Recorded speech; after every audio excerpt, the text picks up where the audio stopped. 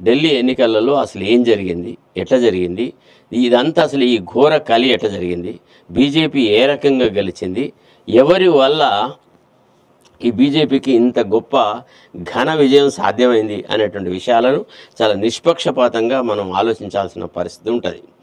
ఎందుకు అనంటే ఢిల్లీలో గెలవడం ద్వారా మోడీ తన కంట్లో నలుసులాగా మారిన కేజ్రీవాల్ను అతి చాకచక్యంగా కంటికి దెబ్బ తగలకుండా నలుసును మాత్రమే తీసి పక్కకు పెట్టగలిగినాడు. ఇంతకాలము కేజ్రీవాల్ జోలికి పోవాలన్నా ఢిల్లీ లోపల మోడీ నాయకత్వాన్ని అప్రతిహతంగా ఎవరైనా ప్రశ్నిస్తే, ఎవరైనా ఛాలెంజ్ చేస్తే, మోడీ అహంభావాన్ని ఎవడైనా దెబ్బ కొడితే ఆ మల్లయోధుడు ఎవడు అంటే అది కేజ్రీవాలే అయినాడు. 2 సార్లు ఎన్నికలలో చిత్తు ఓడగొట్టినాడు భారతీయ జనతా పార్టీని. 3వసారి కూడా ఏదో 8 సీట్లతోని వాళ్ళు వ్యవహారం గడపగలిగినారు. అట్లాంటి పరిస్థితులలో మోడీకి ఢిల్లీ లోపల తనకు కాని ప్రభుత్వం ఒకటి ఉంది. ఎందుకంటే ఎక్కడికి పోయినా ప్రోటోకాల్, ఎక్కడ పోయినా వ్యవహారాలు, రాష్ట్ర ప్రభుత్వంలో అంత మర్యాద దొరకడం లేదు. దేశ విదేశాలలో రకరకాల వ్యవహారాలు జరుగుతున్నాయి. కానీ ఢిల్లీకి వచ్చేటప్పటికి ఇక్కడే ఈ అన్నంలోనే రాళ్ళు బాగొస్తున్నాయి. సో ఈ రాయిని తీసిపారేయాలి, ఈ బొడిగ రాయిలాగా ఉన్న ఇతన్ని తీసిపారేయాలనుకున్నాడు. చాలా చక్కగా సఫలీకృతమైనాడు. ఒక రకంగా కాంగ్రెస్ అండ్ బీజేపీ ఇద్దరు కక్షగట్టి కేజ్రీవాల్ను అంతమొందించినారు.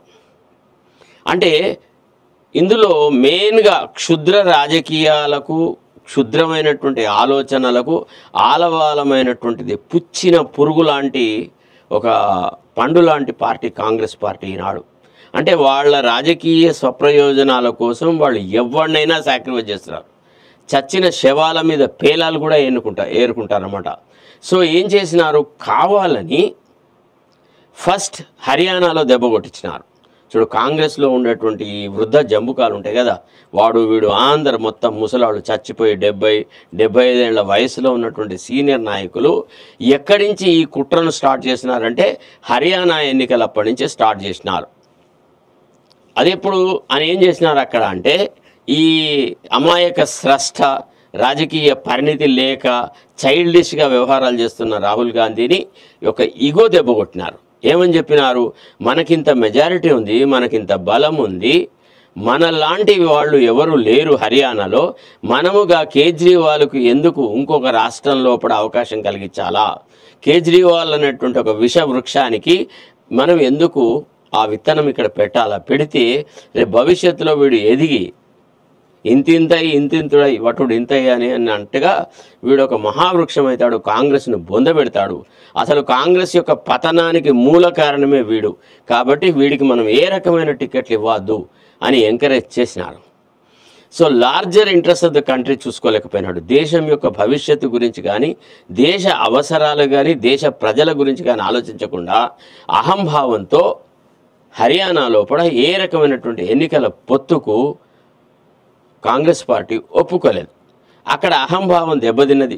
పోనీ మరి కేజ్రీవాల్ లేకపోవడం వల్ల హర్యానాని కాంగ్రెస్ పార్టీ కోల్పోయింది.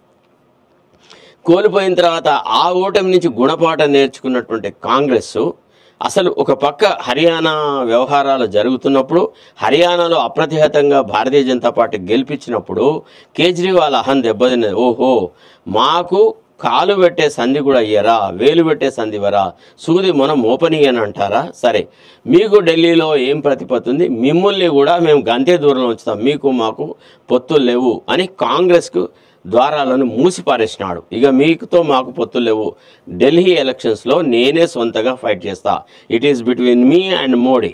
అటు మోడీ రాజకీయాలు సక్సెస్ అవుతాయా, కేజ్రీవాల్ రాజకీయాలు సక్సెస్ అవుతాయా నేను చూసుకుంటా, వన్ సైడెడ్ కానీ ఒక రకమైనటువంటి సింపథెటిక్ వేవ్ కోసమని ఎప్పుడైతే బెయిల్ వచ్చిన తర్వాత బయటికి వచ్చినాడో ఢిల్లీ ముఖ్యమంత్రి పదవికి రాజీనామా చేసేసి తను రాజీనామా చేసిన తర్వాత ఎంతో కొంత చాకచక్యంగా రాజకీయాలు నడిపేటువంటి నాయకులు తన పార్టీలో ఎంతమంది ఉన్నా కానీ మళ్ళీ తానే ముఖ్యమంత్రి అవుతే, అంటే ఎన్నికల్లో గెలుస్తున్నట్టుగా మళ్ళీ తానే ముఖ్యమంత్రి అవుతానన్నట్టుగా అప్పుడు తన అధికారానికి అడ్డు రానటువంటి నాయకుడి కోసం వెతికి అతిశి అనేటువంటి ఒక సాధారణ మహిళకు, ఒక గృహిణికి ముఖ్యమంత్రి పదవి ఇచ్చినాడు దేశ రాజధాని లోపల.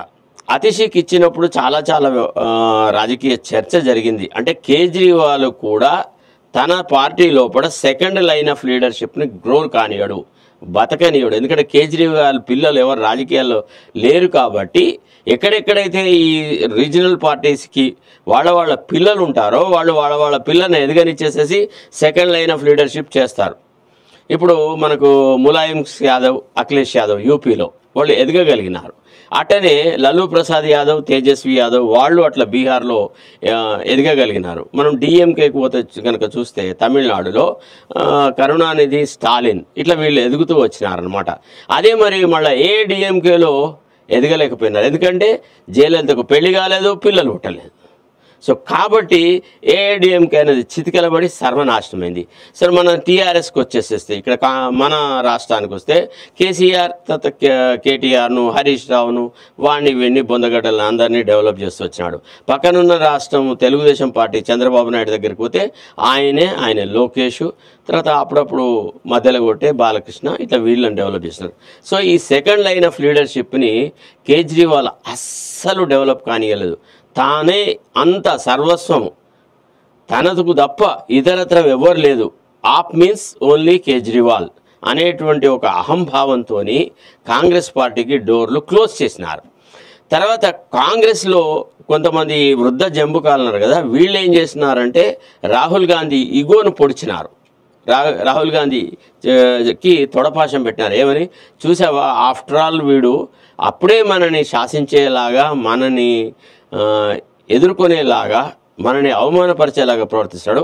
మనకు ఈనాడు అంటే ఢిల్లీలో కూడా పొత్తు పెట్టుకొని మనతోని అని మనల్ని వెలివేసినట్టు చూస్తున్నాడు. వీడి అహాన్ని దెబ్బ కొట్టాలా, వీడిని మాత్రం రాజకీయాల్లో గెలవనివ్వద్దు. గెలిస్తే బీజేపీ గెలవనిగాక. మనం ఎప్పుడైనా భారతీయ జనతా పార్టీతోనే మన యుద్ధం.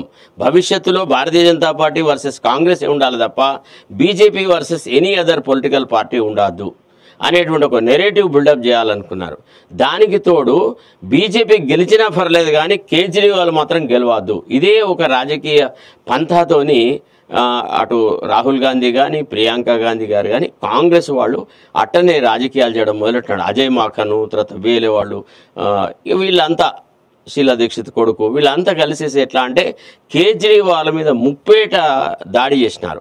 వీళ్ళు ఒక విషయాన్ని మర్చిపోయారు, కేజ్రీవాల్ బేవకూఫ్ ఉన్నాడు, కాంగ్రెస్ కూడా బేవకూఫే. ఎట్లా అంటే ఏ కాంగ్రెస్ను సర్వనాశనం చేసినాడో, ఏ శీలా దీక్షిత్ నేతృత్వంలోని ప్రభుత్వం మోస్ట్ కరప్ట్ గవర్నమెంట్ అని అన్నాడో, నేను ఒక సామాన్య పౌరుని అని చెప్పినాడో, అట్లాంటి వ్యక్తి కాంగ్రెస్తో రాజకీయ పొత్తు పెట్టుకున్నప్పుడే అవినీతి పట్ల కేజ్రీవాల్కి అంత పెద్ద వ్యతిరేకత లేదు. తాను రాజకీయంగా తాను నిలదొక్కుకోవడానికి ఎవడి మద్దతు అయినా తీసుకుంటాడు. కేజ్రీవాల్ పార్టీ ఆప్ కానీ లేదా కాంగ్రెస్ పార్టీ కానీ వీళ్ళు సహజ సిద్ధమైనటువంటి నార్మల్ కాంగ్రెస్ నాయకులే, నార్మల్ పొలిటీషియన్సే, నార్మల్ పొలిటికల్ పార్టీస్ అనేది వచ్చింది. అంతకుముందు ఆప్కు ఏదైతే ఒక గౌరవం, గుర్తింపు ఉండేది, అంటే ఒక అవినీతికి వ్యతిరేకంగా పోరాడేటువంటిది, సామాన్యుల జీవితాలతో ముడిపడి ఉండేది, సామాన్యుల యొక్క సమాగమం ఆప్ అనేటువంటి దాన్ని ఆ తెర తొలగిపోయి, ఆ మాస్క్ తొలగిపోయి ఆప్ కూడా అన్ని రాజకీయ పార్టీల్లాగానే తయారైంది. వీళ్ళల్లో కూడా అవినీతి మీద పెద్దగా అంత పట్టింపు లేదు. వీళ్ళు కూడా దుర్మార్గులైనటువంటి కాంగ్రెస్ వాళ్ళను చాలామందిని ఆప్లో చేర్చుకున్నాడు కేజ్రీవాల్. తర్వాత భారతీయ జనతా పార్టీలో కొంతమంది అసంతృప్తివాదులు ఉంటే వాళ్ళని చేర్చుకున్నారు. వీళ్ళు ఏం చేశారు, బీజేపీ వాళ్ళు ఆప్లో ఎవరైతే కేజ్రీవాల్తో డైరెక్ట్గా అంటే సన్నిహిత సంబంధాలు ఉండి ఆప్ యొక్క ఎదుగుదలకు కృషి చేసినారో అట్లాంటి వాళ్ళల్లో కొంత వైషమ్యాలు సృష్టించి ఆప్కు సంబంధించిన కొంతమందిని బీజేపీ వాళ్ళు ఎక్కుకున్నారు. ఒక పక్క బీజేపీ తన కార్యక్రమంలో చాలా సక్సెస్ఫుల్గా అవుతుంది. దాదాపుగా ఒక 5,000 నుంచి 6,000 టీములు ఆర్ఎస్ఎస్ వాళ్ళు ఢిల్లీలోని అన్ని ప్రాంతాలలో, గ్రామాలలో కూడా, అంటే ఢిల్లీ చుట్టుపక్కల ఉన్నటువంటి సరౌండింగ్స్లలో కూడా చొచ్చి గల్లీలలో మీటింగులు పెట్టినారు. రకరకాల వ్యవహారాలు చేసినారు. ఢిల్లీ పరిస్థితిని చూపెట్టినారు. ఎంత దుర్గంధమైంది, ఎంత పొల్యూషన్ అయింది, ఎంత సర్వనాశనమైంది అనేటువంటి మాట. తర్వాత ఈ చోపడి పట్టీలలో, మధ్యతరగతి కుటుంబాలలో వీళ్ళు ఏంటంటే ఢిల్లీ కేజ్రీవాల్ మీద ఆధారపడ్డాడు. కేజ్రీవాల్ ఏదైతే ఫ్రీ బిజిలీ ఇస్తున్నాడు, ఫ్రీగా కరెంట్ ఇవ్వడము, తర్వాత మొహల్లా క్లినికులు, తర్వాత ఉచిత విద్యా వ్యవస్థను కొంత అభివృద్ధి చేసినాడు, ఇవన్నీ ఉన్నాయి. సో వాళ్ళు ఏం చేసినారు, ఆర్ఎస్ఎస్ వాళ్ళు ఇమీడియట్గా మోడీకి ఈ విషయం చేరవేస్తున్నారు. నువ్వు ఎన్ని చేసినా కానీ కేజ్రీవాల్ యొక్క వెల్ఫేర్ మెజర్స్ని మనం ఎదుర్కోలేకపోతున్నాము. ఒకవేళ బీజేపీ అంటూ వస్తే ఈ కేజ్రీవాల్ అమలు చేస్తున్నటువంటి కార్యక్రమాలను అన్ని రద్దు చేస్తాము అనేటువంటి ఒక ప్రచారాన్ని కేజ్రీవాల్ స్టార్ట్ చేసినాడు. మనం దీన్ని ఎదుర్కోవాలా అనేటువంటి మాట మాట్లాడినాడు. మాట్లాడేటప్పటికి మోడీ ఏం చేసినాడు, ఈ తన ఎన్నికల సభలలో కూడా మేము గతంలో కూడా చాలా ప్రభుత్వాలు మంచి మంచి కార్యక్రమాలు స్టార్ట్ చేసినాయి, ప్రభుత్వాలు మారినా కానీ ప్రజలకు ఏవైతే ఉపయోగకరమైనటువంటి కార్యక్రమాలు ఉంటాయో వాటిని మేము రద్దు చేయము. ఎట్లయితే అటల్ బిహారీ వాజ్పేయి స్టార్ట్ చేసిన గ్రామీణ సడక్ యోజన అనేదాన్ని ఇంకా ఎక్కువగా కాంగ్రెస్ వాళ్ళు అమలు పరిచినారు. అటనే మేము కూడా దానికి ఇంకా ఎక్కువ మెరుగులు దిద్దేసేసి ఈనాడు ఈ కార్యక్రమాలు చేస్తున్నాం. ఎవరు అవునన్నా కాదన్నా కేజ్రీవాల్ కొన్ని వెల్ఫేర్ మెజర్స్ పెట్టినాడు, వాటిని మేము కొనసాగిస్తాము అని అన్నాడు.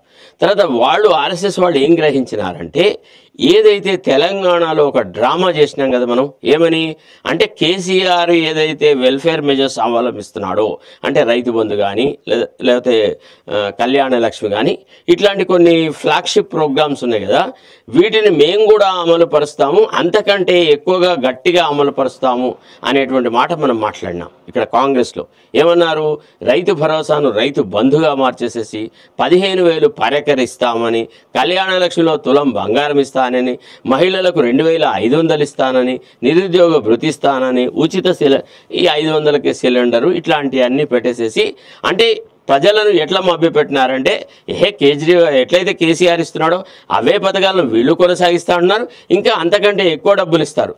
సో కాబట్టి ఏదో రకమైనటువంటి ప్రభుత్వ సహాయం మీద అలవాటు పడ్డటువంటి వాళ్ళు, ఆధారపడ్డటువంటి మధ్యతరగతి తర్వాత బలహీన వర్గాల వాళ్ళు ఒక్కసారి సడన్గా ఏం చేసినారు, బీఆర్ఎస్ నుంచి కాంగ్రెస్కి స్విచ్ ఓవర్ చేసినారు. సో ఈ ఎగ్జాంపుల్ను బీజేపీ వాళ్ళు అక్కడ మోడీకి చూపెట్టినారు. మోడీ ఏం చేసినాడు, అవును ఇది ఎట్లనే ఉంది కదా అని చెప్పేసి మోడీ ఏం చేసినాడు, కేజ్రీవాల్ చేసే కార్యక్రమాలన్నీ మేము యాజ్ ఇట్ ఈజ్గా తూచా తప్పకుండా అమలు చేస్తాము అనేటువంటి ఒక కార్యక్రమం, ఒక పద్ధతిలో ఆయన మాట్లాడడం స్టార్ట్ చేసినారు. తర్వాత రెండోది, కేజ్రీవాల్ తన కంట్లో తనే ఎక్కడ వేలు పెట్టుకున్నాడంటే, అసలు ప్రభుత్వం ఏర్పడినప్పటి నుంచి రోజు నిత్య నూతనంగా కొట్లాడము. ఏమన్నా అంటే అసలు ఫస్ట్ ఆఫ్ ఆల్ ప్రధానమంత్రి ద్వారా స్టార్ట్ అయినవి, కేంద్ర ప్రభుత్వం ద్వారా స్టార్ట్ అయిన ఏ వెల్ఫేర్ మెజర్స్ని కూడా ఎక్కడ కూడా ఢిల్లీలో అమలు పరచలేదు. ఏదైతే మహిళలకు ఉద్దేశించిన కార్యక్రమాలు అనుకోండి, వృద్ధులకు ఇవ్వాల్సినటువంటి ఈ పెన్షన్ స్కీమ్ కానీ ఇతరతరమైన వాటి ఏవి అమలు పరచకుండా అసలు ఒక రకంగా కేంద్ర ప్రభుత్వం ఏం చేయలేదు, అంత మేమే చేస్తున్నాము, మేం చేసేటువంటి కార్యక్రమాలకు లెఫ్టినెంట్ గవర్నర్ ద్వారా అడ్డుపడుతున్నాడు, కాబట్టి మోడీ పేద ప్రజల వ్యతిరేకి, మధ్యతరగతి కుటుంబాల వ్యతిరేకి అని ఒక ప్రచారం కొనసాగిస్తూ వచ్చినాడు. తర్వాత ఢిల్లీ ప్రజలు తెలుగుల వాళ్ళు, రాజధానిలో ఉండేవాళ్ళు కాబట్టి ఈ రోజు కొట్లాడుకునే వీళ్ళిద్దరి మధ్య సయోధ్య ఎట్టగలిసేది. ఎట్లయినా మోడీ కూడా ఏదైతే కార్యక్రమాలు అమలు పరుస్తున్నాడో వాటిని బీజేపీ పాలిత రాష్ట్రాలలో ఖచ్చితంగా అమలు చేస్తూ ఉన్నారు. అదే కాంగ్రెస్ పాలిత రాష్ట్రాలలో ఏవైతే వాగ్దానాలు చేసినారో వాటిని పూర్తిగా భంగపరిచినారు. ఎందుకంటే కర్ణాటకలో అట్టర్ ఫ్లాప్, తెలంగాణలో మరింత ఫ్లాప్, అసలు హిమాచల్ ప్రదేశ్ గురించి చెప్పనలవి కాదు. సో కాబట్టి విశ్వసనీయత అనేది ఏదన్నా ఒక మాట చెప్తే అంటే మోడీకా గ్యారంటీ అంటే ఒక 50 to 60% విశ్వసనీయత దేశ ప్రజలలో ఏర్పడ్డది. కానీ కాంగ్రెస్కి గ్యారంటీ, రాహుల్ గాంధీ గ్యారంటీ అంటే it is a zero guarantee. Rahul Gandhi faces opposition from his own chief ministers. Rahul Gandhi does not face any opposition from Modi or anybody else. Who is the worst enemy of Rahul Gandhi? Ante Revanth Reddy here, Siddaramaiah and Shivakumar there. ఇక్కడ మన దగ్గర Revanth Reddy and బళ్ళు భట్టి విక్రమార్క, ఈ ఇద్దరి ద్వయం. అక్కడ వాళ్ళిద్దరి ద్వయం, హిమాచల్ ప్రదేశ్లో వాడొకడు. సో వీళ్ళు ఏం చేసినారంటే రాహుల్ గాంధీ ఎంత గొప్పగా మాట్లాడినా కానీ రాహుల్ గాంధీ కార్యక్రమం అట్టర్ ఫ్లాప్ చేసేసి, రాహుల్ గాంధీకి అసలు వాల్యూవే లేకుండా చేసేసి కాంగ్రెస్ పార్టీని సర్వనాశనం చేయడం. ఎందుకు వీళ్ళు ఈ పనులు చేసినారంటే వీళ్ళంతా అవినీతి పరులు. వీళ్ళందరి మీద ఈడీ సిబిఐల ద్వారా కేసులు. ఇప్పుడు శివకుమార్ మీద కానీ, సిద్ధరామయ్య చేస్తున్నటువంటి అవినీతి కార్యక్రమాలు కానీ, వీటన్నిటి మీద కొంత ప్రభావం ఉండద్దు అని అనుకున్నప్పుడు వీళ్ళు అవసరమైతే రాహుల్ గాంధీ బొత్తలో కట్టైనా పొడుస్తాం కానీ మేము బీజేపీతో కొట్లాడము, బీజేపీతో కొట్లాడేటువంటి సత్తా సామర్థ్యం మాకు లేదు అనేటువంటి వ్యవహారాలు ప్రదర్శిస్తూ వచ్చినారు. సో దానితోనే ఏం జరిగిందంటే ఇక్కడ జరుగుతున్నటువంటి డొల్ల పరిపాలనకు సంబంధించిన వ్యవహారాలు ఢిల్లీలో కూడా పూర్తిగా పోయినాయి. దీనికి తోడు ఇంకొకటి ఏంటంటే ఇప్పుడు మోడీకి ఉన్న main mouthpiece Republic TV. ఈ రిపబ్లిక్ టీవీ అనేవాళ్ళు బెంగళూరులో ఒక బ్రాంచ్ పెట్టినారు. అది ఆ రీజనల్ ఛానల్ దేశ రాజకీయాలను ఎంత బ్రహ్మాండంగా ఎక్స్ప్లెయిన్ చేస్తుందంటే కర్ణాటకలో జరిగే విషయాలన్నీ రిపబ్లిక్ టీవీ ద్వారా ఢిల్లీ యూనిట్కు చేరుతున్నాయి. ఎట్లయితే ఇప్పుడు గత కొంతకాలంగా మీరు గమనిస్తున్నారు, చాలా యూట్యూబ్ ఛానల్స్ ఉన్నాయి. దేశ రాజకీయాల విశ్లేషణ కానీ, రాష్ట్ర రాజకీయాల విశ్లేషణ కానీ మన ఈ దృక్కోణం ఛానల్లో జరిగినట్టుగా ఇతరతరమైన ఛానళ్ళలో జరగకపోవడం వల్ల ఏం జరిగినది అసలు యాక్చువల్లీ అంటే లైవ్ ప్రోగ్రామ్ని మిగతా ఛానళ్ళను దాదాపుగా కట్టేసేసి అందరూ దీన్ని అయితే వీలైతే లైవ్లోనన్నా చూస్తున్నారు, లేకపోతే లైవ్ అయిన తర్వాత డౌన్లోడ్లోనన్నా పోయి ఆ ప్రోగ్రామ్ను చూస్తూ వస్తున్నారు అనమాట. సో ఈ రకంగా దేశ రాజకీయాల మీద అవగాహన ఏర్పడినటువంటి బీజేపీ పార్టీ కర్ణాటక రాష్ట్రంలో ఏం జరిగింది, తెలంగాణలో ఏది, వీటి నుంచి గుణపాఠాలు నేర్చుకొని ఇగో కేజ్రీవాల్ మేము అమలు పరుస్తున్న ఈ కార్యక్రమాలని కేజ్రీవాల్ అమలు పరచట్లేదు. సో కేజ్రీవాల్ అమలు పరుస్తున్నటువంటి వెల్ఫేర్ మెజర్స్ని మేము అమలు పరుస్తాము, అట్లనే మోడీ ఇచ్చినటువంటి నిర్భరత భారత్ అవి ఇవి ఆ కార్యక్రమాలు ఈ కార్యక్రమాలు మేము అమలు చేస్తామని చెప్పినారు. సో ఢిల్లీ ప్రజలు ఏం ఆలోచించినారు, ఎట్లాగో ఆయన ఇచ్చేది వస్తుంది, ఈయన ఇచ్చేది వస్తుంది, మనకు డబుల్ లాభాలు జరుగుతున్నది. ఈ కేజ్రీవాల్ మళ్ళా మారిపోయినాడు, ఈయన అన్ని బట్టల్లాగా ఈయన రంగు వెలిసిపోయినాడు, ఈయనేం పెద్ద అవినీతి మీద పోరాటం లేదు, కాంగ్రెస్ను దేశంలో కూడా అవినీతికి మూలస్తంభం అని చెప్పిన వ్యక్తి మళ్ళీ కాంగ్రెస్తో పొత్తు పెట్టుకున్నాడు, అవసరాలను బట్టి రాజకీయాల్లో అవకాశవాద రాజకీయాలు చేస్తున్నాడు, లిక్కర్ స్కామ్లో ఇన్వాల్వ్ అయినాడు, ఇన్ని రోజులు జైల్లోకి పోయినాడు, సుప్రీంకోర్టు ఈ రకంగా కామెంట్ చేసింది ఆయన ఇన్వాల్వ్మెంట్ మీద, ఢిల్లీ హైకోర్టు ఇట్లా ఇన్వాల్వ్మెంట్ ఉంది అని అన్నది. సరే బెయిల్ చాలా రోజులు ఇవ్వకుండా జైల్లో పెట్టడం కరెక్ట్ కాదు కాబట్టి బెయిల్ ఇచ్చినా అసలు కేజ్రీవాల్ లిక్కర్ స్కామ్లో ఇన్వాల్వ్ కాలేదు అనేటువంటి మాట మాట్లాడలేదు, ఇతను అంతా అవకాశవాదంగా మాట్లాడుతున్నాడు. మరి పోనీ ఢిల్లీ ప్రజల యొక్క ఆత్మాభిమానాన్ని ఆత్మగౌరవాన్ని నిలబడతా అనే ఆయనకి అత్యాశలు చెలరేగి అన్ని రాష్ట్రాలలో పోయి కంటెస్ట్ చేయడం మొదలెట్టినాడు. అక్కడ గుజరాత్లో పోయి కంటెస్ట్ చేసినాడు, హిమాచల్ ప్రదేశ్లో, గోవాలో, ఇక చాలా ప్రాంతాలలో కంటెస్ట్ చేస్తూ ఒక రకంగా పంజాబ్లో ఏదైతే కాంగ్రెస్ యొక్క మెయిన్ గడినో అక్కడే కాంగ్రెస్ని సగానికి నరికేసినాడు. కాంగ్రెస్కు కేజ్రీవాల్ మీద కోపం ఉంది, ఢిల్లీ ప్రజలు అరే వీడు మనల్ని బాగా చూసుకుంటానని చెప్పేసేసి నువ్వు తప్ప నాకు ఇతరత్రం ఉండదు, నువ్వే నా ఏకైక భార్యామణి అని చెప్పిన వ్యక్తి నలుగురు ఆడవాళ్ళ వైపు చూసేటప్పటికి మొట్టమొదటి భార్యకి ఎట్లా కోపం ఉంటుంది కదా, ఈమె ఏం చేసిందంటే ఈ గాడిద కొడుకుని మీద ఒక నిఘా పెట్టుతుంది కదా, అట్లయితే మొదటి భార్య అట్టనే ఇక్కడ కేజ్రీవాల్ మీద ఢిల్లీ ప్రజలు నిఘా పెట్టినారు. పెట్టి ఈయన మహత్వాకాంక్ష అంటే మోడీకి వ్యతిరేకంగా కొట్లాడగలిగేటువంటి నాయకుడిని నేనే, రాహుల్ గాంధీ అసమర్థమైన నాయకుడు, రాహుల్ గాంధీకి రాజకీయంగా పరిణితి లేదు, రేపటి రోజున అవసరమైతే మోడీని ఢీకొనాలంటే నేనే ఉన్నా అని చెప్పి అఖిలేష్ యాదవ్ను, తర్వాత శివసేన ఉద్ధవ్ ఠాక్రే వర్గాన్ని, తర్వాత ఇతరత్రలను అంటే లలూ ప్రసాద్ యాదవ్ వర్గాన్ని వీళ్ళందరినీ తన దగ్గర చేర్చుకొని ఢిల్లీలో కూడా ప్రచారం చేయించుకున్నాడు. ఇది కాంగ్రెస్కి ఇంకా బాధ కలిగించింది. అరే వీడేంది సడన్గా మమ్మల్ని ఏకాకి చేసేసి ఇతర ప్రతిపక్షాలను అందరినీ కలుపుకొని వీడు రాజకీయం చేస్తున్నాడు, మరి మా ఉనికి ఢిల్లీలో ఏం కాదు. సో ఢిల్లీలో కనుక ఒకవేళ కేజ్రీవాల్ గెలిస్తే వీడు భవిష్యత్తులో కూడా రాహుల్ గాంధీ నాయకత్వాన్ని దెబ్బతీస్తాడు. మళ్ళీ ఉజ్జీలు దాదాపుగా సమానమైన ఏజ్ గ్రూప్లో ఒక 3-4 ఏళ్ల తేడాతోనే ఉన్నవాళ్ళు. సో తనకంటే అంటే రాణి ఎప్పుడు కూడా తన పక్కకు చెలికత్తెలుగా ఎవరిని పెట్టుకుంటుంది, మెంటదాన్ని, కుంటిదాన్ని, ఎట్లనో దరిద్రంగా ఉండేదాన్ని పెట్టుకుంటుంది. అంతే తప్ప తనతో అందంలో పోటీ పడేదాన్ని కానీ తనతో తెలివిలో పోటీ పడేదాన్ని చెలికత్తెగా పెట్టుకోరు. మనం ఇంట్లో పని మనుషులను పెట్టుకునేటప్పుడే మనం చూస్తూ ఉంటాం. మన లేడీస్ జనరల్గా ఏం చేస్తారు, కొద్దిగా అందంగా ఉన్న అమ్మోని ఏమో ఆయన మంచోడు కాదు దానివైపు చూస్తాడేమోనని మనం అట్లా చేస్తుంటాం కదా. ఈ రాజకీయాలు మనం ఇళ్లలో చూస్తున్నదే. సో అట్లనే వీళ్ళు ఏం చేసినారు, ఇవన్నీ చూసిన తర్వాత ఓహో అయితే కేజ్రీవాల్ను ఇప్పుడు ఢిల్లీలో కనుక నరికితే, కేజ్రీవాల్ కనుక నామరూపాలు లేకుండా పోతే భవిష్యత్తులో కూడా ఏ రాష్ట్రాల్లో కూడా మనకి ఎదురు ఉండదు అనేది కాంగ్రెస్ రాజకీయం. తర్వాత రెండోది, కేజ్రీవాల్ ఏం ఆలోచించినాడు, కాంగ్రెస్ని కనుక ఢిల్లీలో మళ్ళీ కనుక దెబ్బ కొట్టగలిగితే, నేను కనుక మళ్ళీ అప్రతిహతంగా మళ్ళీ ముఖ్యమంత్రిని అవ్వగలిగితే ఇక రాహుల్ గాంధీ కంటే గొప్ప నాయకత్వం నాది అని దేశవ్యాప్తంగా నేను రాజకీయాలు చేయగలను. కావాలని మమతా బెనర్జీ యొక్క నాయకత్వాన్ని సపోర్ట్ చేస్తున్నట్టు మాట్లాడినా కొంత ఎల్బో స్పేస్ పెట్టుకున్నాడు. ఏమని, భవిష్యత్తులో కూడా అవసరమైతే మమతా బెనర్జీ కూడా కాంగ్రెస్ యొక్క ఉత్పాదకము, కాంగ్రెస్ పార్టీ నుంచే పుట్టింది, ఈమె కూడా పచ్చి అవినీతి పరురాలు అని చెప్పడానికి కొంత నిడివిని పెట్టుకొని రాజకీయాలు చేయడం మొదలెట్టినాడు.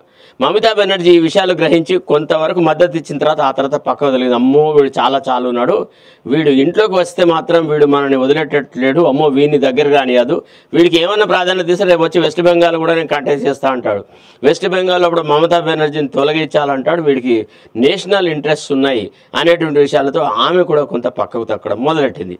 సో కాంగ్రెస్కి ఏం కావాలి, భవిష్యత్తులో కూడా రాహుల్ గాంధీ నేతృత్వానికి, రాహుల్ గాంధీ నాయకత్వానికి పోటీ లేకుండా ఉండేటువంటి వ్యవస్థ కావాలి. సో కేజ్రీవాల్ను నరకండి. మోడీకి ఏం కావాలి, నా కంట్లో నలుసులాగా ఉన్న కేజ్రీవాల్ను ఎట్లయినా ఈసారి ఓడించాలి. అసలు 30 ఏళ్ళ నుంచి మేము దాదాపుగా ఢిల్లీలో పరిపాలనలో లేము. సో మొత్తం దేశమంతటా బీజేపీ ఉండి ఒక్క ఢిల్లీలోనే లేకపోవడం కొంత అవమానకరంగా ఉంది. ఇంట్లోనే తనకు అవమానం జరుగుతుంది అనేటువంటి విషయంలో మోడీ కూడా పట్టుదలగుండే. సో ఇట్లా ఇంతమంది కలిసినారు. దీనికి తోడు కేజ్రీవాల్ ఏం చేసినాడు, ఎవరైతే ఆప్ ఉద్యమంలో, అన్నా హజారే ఉద్యమంలో కేజ్రీవాల్తో ఉండి అంటే భుజం మీద భుజం వేసుకొని చేయి వేసుకొని నడిచిన వాళ్ళు అందరినీ ఒక్కొక్కళ్ళని తొలగించినాడు. ఎట్లయితే కేసీఆర్ ఒక్కొక్కరిని అంటే పార్టీలో ఎదిగి తన కొడుకుకు ఎదురుగా వస్తారు, తన కులానికి ఎదురుగా వస్తారన్న వాళ్ళని ఎట్లయితే తొలగించినారు, ఆలయ నరేంద్ర నుంచి మొదలెట్టినాడు. లాస్ట్కు చివరికి ఈటల రాజేందర్ వరకు ఎవడు ఎదిగితే వాడిని నరికిరాడా లేదా. సో కేసీఆర్ కత్తికి ఎవడు కనబడ్డాడు, ఓన్లీ తెలుగులాడే కనబడ్డాడు, అందరి తలలు నరికిపరిచినాడు. అటనే కేజ్రీవాల్ ఏం చేసినాడు, హైదరాబాద్కు వచ్చేసినాడు. ఇక్కడ కేసీఆర్కి అనుకూలంగా రాజకీయంగా చాలా కార్యక్రమాల్లో పార్టిసిపేట్ అయినాడు. పెద్దన్న దగ్గర క్షుద్ర రాజకీయాలు నేర్చుకున్నాడు. పార్టీలో సెకండ్ లైన్ ఆఫ్ లీడర్షిప్ లేకుండా చేసుకోరా బాబు, లేకపోతే కష్టమైతే నువ్వు మళ్ళీ గెలిచిన రోజు నీకు ఇదే పెంట ఉంటుందని చెప్పినాడు.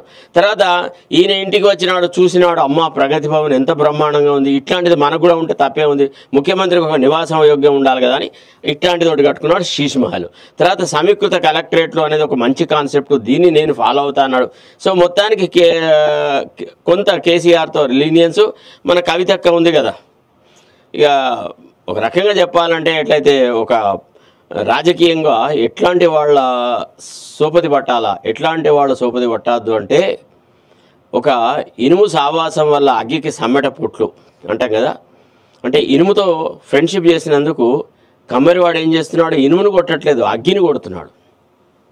వినవా, దుష్టుల యొక్క సాంగత్యంతో ఏం జరుగుతుందంటే, చెరుకుతుద వెన్ను పుట్టిన చెరుకున తీపెల్ల చెరుచు అని అట్లా ఏం చేసినాడు, ఒక రకంగా ఈ దుర్మార్గుల సహవాసం చేసి లిక్కర్ స్కామ్ లోపల ఇండైరెక్ట్గా కవిత యొక్క నేతృత్వంలో కూడా ఢిల్లీ లిక్కర్ స్కామ్లో పార్టిసిపేట్ అయినాడు. తర్వాత ఎట్లయితే కేసీఆర్లో అహంభావం పెరిగిందో కేజ్రీవాల్లో అహంభావం పెరిగి ఏం చేసిందంటే అతనికి రాజకీయ వాస్తవాలు ఏవి కనపడకుండా చేసింది. మనకు తెలుగులో ఒక పద్యం ఉంటుంది, బలవంతుడ నాకేమని పలువురతో నిగ్రహించి పలుకుటమేలా, బలవంతమగు సర్పము చలిచీమల చేత చెక్కి చావద సుమతి. ఇంత గొప్ప సాహిత్యం మరి వాడికి దొరికిందో లేదో ఆ చవటకి. మొత్తానికి ఏం చేసినాడు, వాడు కూడా అహంభావంతో నాకేం తక్కువ, నేను భూసలు కొడుతున్నా, గీ చీమలు నన్నేం చేస్తాయి అనుకోదు, ఆదమర్చి పడుకుంటే ఆన్ని కలిసి గుమిగుడినే మీద వాళ్ళే. ఒక రకంగా చేయాలంటే, ఒక రకంగా చెప్పాలంటే కేజ్రీవాల్ పరిస్థితి ఎట్లా తయారైందంటే, అడవిలో హైనాలను ఉంటాయి, అవేం చేస్తాయి అంటే అవి సొంతంగా వేటాడడం కంటే ఎక్కువగా వేరే జీవాలు ఏమైనా వేటాడితే అనుకోండి, పులులో లేకపోతే సింహాలో వేటాడితే అవన్నీ గుమ్ముగా పోయేసేసి సింహాల మీద పడి వాటిని పక్కకు నెట్టేసేసి వాళ్ళు వేటాడినటువంటి మృత కళేబరాలను పట్టుకొని వేరే చోటుకు పోయి అవి తింటాయి అనమాట. These are all called scavengers అంటారు అనమాట, స్కావెంజింగ్ యానిమల్స్ అని. సో సింహాలకు ఎప్పుడు కూడా హైనాలతో చాలా వైవిధ్యం. అయితే ఈ కొన్ని సింహాలు కొన్ని హైనాలు ఎదురుపడితే హైనాలు తోక మడుచుకొని ఉరుకుతాయి. ఒకవేళ ఎక్కడన్నా ఒక సింహం అది మొగదో ఆడదో దొరికితే హైనాలన్నీ కలిసి కంపల్సరిగా దాన్ని చంపుతాయి. అట్లనే ఎక్కడన్నా సింహాల గుంపుకు ఒక హైనా దొరికితే దాన్ని కూడా చీల్చి చిత్తు చేస్తాయి సింహాలు. సో ఈ రకంగా ఈ ఒక్క హైనా దొరికింది, ఏది కేజ్రీవాల్ అనే హైనా సింహాలు లాంటి ఒక మోడీకి తర్వాత కాంగ్రెస్కి దొరికింది. ఇక దీన్ని ఎటు వాడటే కుక్కలు చింపిన విస్తరి చేసి పారేసినాడు. ఇవాళ నిన్న కనుక ఎన్నికల ఫలితాలు కనుక చాలా గొప్పగా చూస్తే విశ్లేషిస్తే దాదాపుగా ఒక 6 కాంగ్రెస్కి వచ్చింది. తర్వాత కేజ్రీవాల్కి వచ్చిన ఓట్ల పర్సంటేజ్ కలిస్తే వాళ్ళిద్దరు కలిసి ఢిల్లీలో పరిపాలనకు అంటే అధికారులకు వచ్చేటువంటి ఛాన్సెస్ ఉండే. కొంత వాళ్ళిద్దరు అంటే ప్రతిపక్షాలకు ఇంత అవమానం జరగకపోవు, కానీ కావాలని ఒక పద్ధతి ప్రకారంగా కేజ్రీవాల్ అంత అవినీతిపరుడు ఎవడు లేడు అని, తర్వాత యమునా రివర్ని సరైన విధానంలో క్లీన్ చేస్తానని చెప్పి చేయలేదని, అసలు ఢిల్లీలో కూడా మనిషి యొక్క జీవనమే కష్టమైందని, దీనికి అందరికీ కేజ్రీవాలే కారణమని, అసలు చక్కగా ఉన్న మా కాంగ్రెస్ ప్రభుత్వాన్ని మా గొప్ప ముఖ్యమంత్రి షీలా దీక్షిత్ని ఇతను నాశనం చేసినాడు, ఏ డెవలప్మెంట్ ఢిల్లీలో జరిగిందో అదంతా షీలా దీక్షిత్ నేతృత్వంలోనే జరిగింది అనేటువంటి నెరేటివ్తోని కాంగ్రెస్ వాళ్ళు అక్కడ ప్రచారం చేసినారు. దాని ఫలితం ఏం జరిగింది కదా అంటే కేజ్రీవాల్ సొంతగా ఓడిపోయినాడు. కేజ్రీవాల్ ఎవరైతే తనకు అత్యంత ప్రీతిపాత్రలు అన్నారో మనీష్ సిసోడియా ఇట్లాంటి వాళ్ళందరూ ఓడిపోవడం జరిగింది. అతి తక్కువ మెజార్టీతో గెలిచింది. దాదాపుగా 12 నియోజకవర్గాలలో కూడా కేజ్రీవాల్ ఓడిపోవడానికి ప్రధాన పాత్ర వహించింది కాంగ్రెస్. సో ఈ రకంగా ఢిల్లీ రాజకీయాలు పరమ దుర్మార్గంగా ఒక పద్ధతి ప్రకారంగా కేజ్రీవాల్ను బొందబెట్టినారు. తర్వాత ఇంకొక విషయం ఏం చెప్పిందంటే కాంగ్రెస్ అన్ని రీజనల్ పార్టీస్కి, ఉత్తరప్రదేశ్లో అఖిలేష్ యాదవ్కు అక్కడ ఒక అయోధ్య అక్కడ ఫైజాబాద్ జిల్లాలో కూడా ఒక ఉప ఎన్నిక ఉంటే అక్కడ భారతీయ జనతా పార్టీ గెలిచింది. తర్వాత దేశంలో జరిగిన ఇతర ఉప ఎన్నికలలో అంతటా భారతీయ జనతా పార్టీ గెలిచింది. ఒక డిఎంకే మాత్రం మద్రాసులో అంటే తమిళనాడులో గెలిచింది. అక్కడ వాళ్ళ రాజకీయాలు వేరే. సో ఇట్లా జరిగిన తర్వాత కాంగ్రెస్ ఏం చెప్పదలుచుకుంది మెసేజ్ అంటే, చూడు కేజ్రీవాల్ మాతో కొట్లాడినాడు, మాకు పొత్తు ఇవ్వమన్నాడు, మాకు సీట్ల పంపకం మాతో చేసుకొని అన్నాడు, మేము ఎన్నికల్లో బరిలో నిలవడం కేజ్రీవాల్ అధికారం కోల్పోయినాడు. సో రేపు రాబోయే బీహార్ ఎన్నికల్లో తేజస్వి యాదవ్ను బ్లాక్మెయిల్ చేయడానికి కాంగ్రెస్ పనికొస్తుంది. కాంగ్రెస్ అక్కడ తేజస్వి యాదవ్ను, తర్వాత ఇటు అఖిలేష్ యాదవ్ కూడా చూసావా, నువ్వు మాతో కాదన్నావు, నువ్వు అన్నీ అక్కడ 6 బై ఎలక్షన్స్ అప్పుడు ఓడిపోయినావు, ఇప్పుడు మళ్ళా ఒక బై ఎన్నికల్లో ఓడిపోయినావు, రేపు భవిష్యత్తులో కూడా నువ్వు మాతో పొత్తు పెట్టుకోకుంటే నీ బతుకు గోవిందా, ఇక నీకు మళ్ళా ముఖ్యమంత్రి పదవి రాదు, నీ పార్టీ పదవిలోకి రాదు అనేటువంటి మాట చెప్పడానికి ఒక బ్లాక్మెయిల్ రాజకీయం చేయడానికి కాంగ్రెస్ పెద్దలు, ఈ కురు వృద్ధులు, ఈ దుర్మార్గులు అందరూ కలిసేసి రాజకీయం చేసినారు.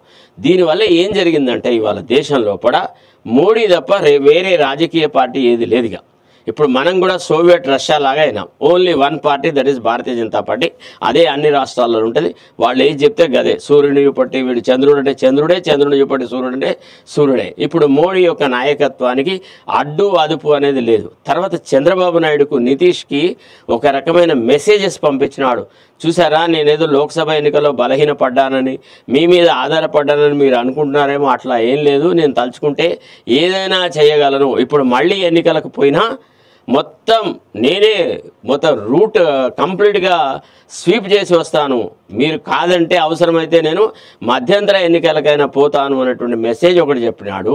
తర్వాత వీళ్ళకి కావాల్సిన ఏంది, చాక్లెట్లు, బిస్కెట్లు, కొన్ని ఎక్కువ నిధులు ఇచ్చుడు, విశాఖ ఉక్కుకు సంబంధించిన వ్యవహారాలు, పోలవరం ప్రాజెక్టుకు అధికంగా నిధులు ఇవ్వడము, ఈ రకంగా స్టార్ట్ చేసినాడు. బీహార్లో కూడా కొన్ని డెవలప్మెంటల్ యాక్టివిటీస్ అవి స్టార్ట్ చేసేసి ఓసారి చాక్లెట్ ఇస్తున్నాడు, ఒకసారి చెంపమిచ్చి కొడుతున్నాడు.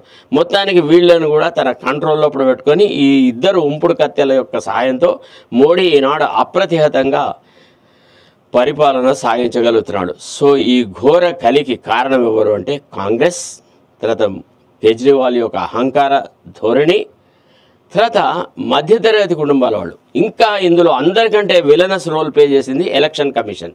ఒక పక్క కేంద్ర బడ్జెట్ 1వ తారీఖు నాడు వస్తుందని తెలిసి ఉండగా కూడా ఢిల్లీకి అసలు హర్యానాతో పాటు ఎన్నికలు జరపాల్సింది ఉన్నా కావాలని ఇప్పుడు మధ్యతరగతి కుటుంబాలను అట్రాక్ట్ చేసేలాగా 8 లక్షల నుంచి 12 లక్షలకి ఇన్కమ్ ట్యాక్స్ యొక్క గరిష్ట పరిమితిని ఎక్కించి మధ్యతరగతి కుటుంబాలను అట్రాక్ట్ చేసుకొని ఆ రకంగా వ్యవహారాలు జరిగేలాగా ఎన్నికల కమిషన్ అనేది మోడీకి అడుగులకు మడుగులో తీసేసింది. తద్వారా కేంద్ర బడ్జెట్ యొక్క ప్రభావం కూడా ఢిల్లీ ఎన్నికల మీద పడ్డది. తర్వాత కుంభస్థానం మహాకుంభు అదొక రకమైనటువంటిది. నిజానికి మహాకుంభలో చాలా దారుణాలు జరిగినాయి, చాలామంది తొక్కిసలాట్లో చచ్చిపోయినారు. సో ఈ ప్రతిపక్షాలకు బుద్ధి లేదు. అక్కడ ఏం జరిగింది అనేది కనుక డైరెక్ట్గా ఢిల్లీలో తీసుకొచ్చి ఇంపోర్ట్ చేసి అది అక్కడ జరిగిన పేద ప్రజల యొక్క అన్యాయము, ఎంతమంది చచ్చిపోయినారు, కాంగ్రెస్ అంటే బీజేపీ ప్రభుత్వం ఎంత దుర్భరంగా ఉంది యూపీలో అని చెప్పగలడంలో వీళ్ళు విఫలమవడం వల్ల, వీళ్ళ అంతర్గత పోరుల వల్ల మొత్తానికి ఢిల్లీలో మళ్ళా కాషాయం వెలుగొత్తుతుంది. దిగంతాలుగా ఈనాడు వెలుగులు విదజల్లుతుందంట. ఇది ఢిల్లీ రాజకీయాలకు సంబంధించిన వ్యవహారం.